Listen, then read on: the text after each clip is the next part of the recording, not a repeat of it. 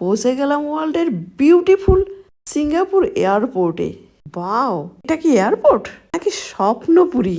দমদম থেকে ভিয়েতনাম যাওয়ার মাঝখানে সিঙ্গাপুর লেওভার ছিল।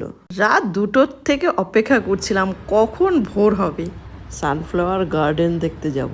ভোর হতে না হতে এসকেলেটর ধরে পৌঁছে গেলাম সানফ্লাওয়ার গার্ডেনে। বাও, সারি সারি কয়েক মাইল জুড়ে শুধু সানফ্লাওয়ার সানফ্লাওয়ার, আর তার উপর পড়েছে সকালবেলার সূর্যের কিরণ।